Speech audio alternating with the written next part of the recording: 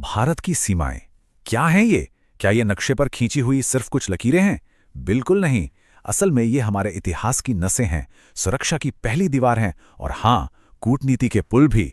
तो चलिए आज निकलते हैं इन सरहदों के एक खास सफर पर और जानते हैं इनकी कुछ अनकही कहानियां। जरा सोचिए, आप दिल्ली से सिडनी तक का सफर तय कर रहे हैं और फिर वहां से वापस दिल्ली आ रहे हैं। जानते हैं, बस लगभग उतनी ही लंबी है भारत की जमीनी सीमा, 15,000 किलोमीटर से भी ज्यादा। ये एक जबरदस्त फासला है जो हमारे देश को चारों तरफ से घेरे हुए हैं। पर रुकिए, कहानी यहीं खत्म नहीं होती। ये तो सिर्फ एक हिस्सा है। इसमें 7,500 किलोमीटर से भी ज्यादा लंबी समुद्री तट रेखा भी जोड़ दीजिए। हिंद महासागर में ये जो हमारी विशाल मौजूदगी है ना, ये भारत को सिर्फ खूबसूरती नहीं देती, बल्कि एक जबरदस्त रणनीतिक ताकत भी देती है। तो असली बात यह है कि ये सिर्फ किलोमीटर के आंकड़े नहीं हैं, है ना? हर एक किलोमीटर के पीछे इतिहास की कहीं परतें हैं, भूगोल की अपनी चुनौतियां हैं और कूटनीति की न जाने कितनी कहानियां छिपी हैं। और आज हम इन्हीं कहानियों को एक एक करके परत दर परत खोलने वाले हैं। तो हमारा सफर कैसा होगा? हम भारत के चारों ओर घूमेंगे। सबसे पहले चलेंगे इतिहास से भरे पश्चिमी मोर्चे पर, फिर उत्तर की बर्फीली ऊंचाइयों की तरफ और उसके बाद पूर्व के जीवन संबंधों को समझेंगे। और हाँ, आखिर में हम ये भी जानेंगे कि इन लकीरों का असली मतलब है क्या। ठीक है, तो चलिए अपनी यात्रा की शुरुआत करते हैं पश्चिमी मोर्चे से, एक ऐसी जगह जहां की सीमाएं इतिहास और बदलते भूभाग ने मिलकर बनाई हैं। तो यहां हमारे दो पड़ोसी देश हैं। पहला पाकिस्तान, जिसके साथ हमारी 3,323 किलोमीटर लंबी सीमा है, जिसे हम रेड क्लिफ लाइन और लाइन ऑफ कंट्रोल यानी LOC के नाम से जानते हैं। और दूसरा अफगानिस्तान। इसके साथ हमारी सीमा सिर्फ 106 किलोमीटर की है, लेकिन ये छोटी होने के बावजूद रणनीतिक रूप से बहुत ज्यादा महत्वपूर्ण है। इसे ड्यूरेंड रेखा कहते हैं। भारत पाकिस्तान सीमा की सबसे दिलचस्प बात पता है क्या है? इसकी विविधता। मतलब ये जम्मू कश्मीर के बर्फीले पहाड़ों से शुरू होती है, फिर पंजाब के हरे भरे खेतों से गुजरती है, राजस्थान के थार मरुस्थल की तपती रेत को पार करती है और आखिर में गुजरात के कच्छ के रण तक पहुंचती है। सोचिए, यहीं पर दुनिया का सबसे ऊंचा युद्ध क्षेत्र सियाचिन ग्लेशियर है और यहीं पर अटारी वाघा जैसी मशहूर सरहद भी, जो दोस्ती और दुश्मनी दोनों की गवाह रही है। तो चलिए पश्चिम से अब हम मुड़ते हैं उत्तर की ओर, एक ऐसी जगह जहां ऊंचे ऊंचे पहाड़ हैं और दोस्ती के भी कई अलग अलग रंग देखने को मिलते हैं। देखिए, उत्तर में हमारे 3 पड़ोसी हैं और मजे की बात यह है कि तीनों के साथ हमारे रिश्ते बिल्कुल अलग हैं। एक तरफ है चीन, जिसके साथ लगभग 3,500 किलोमीटर की सीमा है, जो कि एक विवादित लाइन ऑफ एक्चुअल कंट्रोल है। वहीं दूसरी तरफ है नेपाल और भूटान।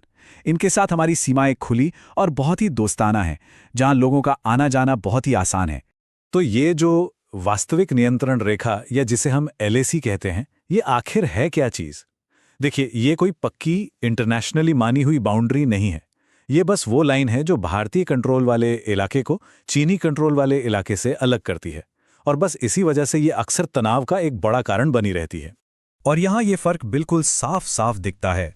एक तरफ है चीन के साथ तनाव से भरी और हैवी मिलिट्री वाली सीमा, तो वहीं दूसरी तरफ नेपाल और भूटान के साथ एकदम शांतिपूर्ण और खुली सरहदें हैं, जहां दोनों देशों के लोग बिना वीजा के आ जा सकते हैं। ये सच में भारत की विविध विदेश नीति का एक बेहतरीन उदाहरण है। चलिए अब अपने सफर को आगे बढ़ाते हैं और चलते हैं पूर्व की ओर। यहाँ का नज़ारा कुछ और ही है। यहाँ नदियाँ सीमाएं बनाती हैं, बाढ़ें लोगों की आवाजाही को कंट्रोल करती हैं और रिश्ते एक बिल्कुल नया मोड़ लेते हैं। क्या आप जानते हैं, पूर्व में ही भारत की सबसे लंबी इंटरनेशनल बॉर्डर है। जी हां, बांग्लादेश के साथ, जो 4,000 किलोमीटर से भी ज्यादा लंबी है। और इसके साथ ही म्यांमार से सटी हुई 1,600 किलोमीटर से भी ज्यादा लंबी सरहद भी यही है। भारत बांग्लादेश सीमा की बात ही कुछ और है।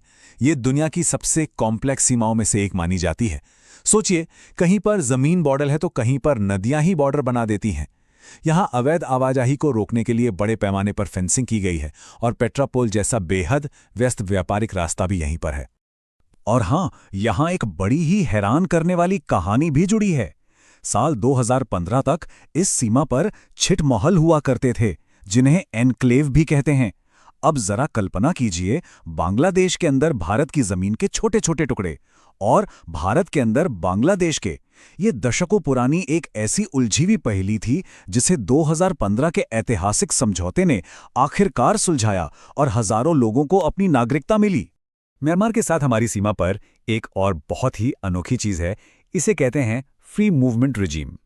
ये एक ऐसी व्यवस्था है जो बॉर्डर के दोनों तरफ रहने वाले आदिवासी समुदायों को, जिनके आपस में सांस्कृतिक और पारिवारिक रिश्ते हैं, बिना वीज़ा के एक दूसरे के देश में 16 किलोमीटर अंदर तक आने जाने की इजाज़त देती है ना कमाल की बात? तो अब जब हमने अपनी ये यात्रा लगभग पूरी कर ली है, तो चलिए जरा इन लकीरों से परे देखते हैं। ये समझते हैं कि आखिर इन सीमाओं के असली संरक्षक कौन हैं और इनका असली महत्व क्या है। इतनी अलग अलग और मुश्किल सीमाओं की सुरक्षा का जिम्मा हमारे बहादुर सुरक्षा बलों पर है, चाहे वो बीएसएफ हो, आईटीबीपी हो, एसएसबी हो या असम राइफल्स।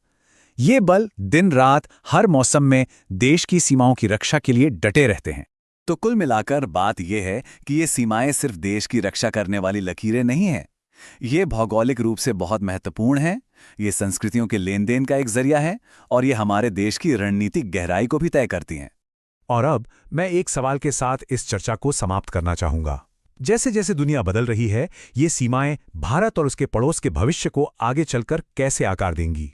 ये एक ऐसा सवाल है जो आने वाले कई सालों तक मायने रखेगा।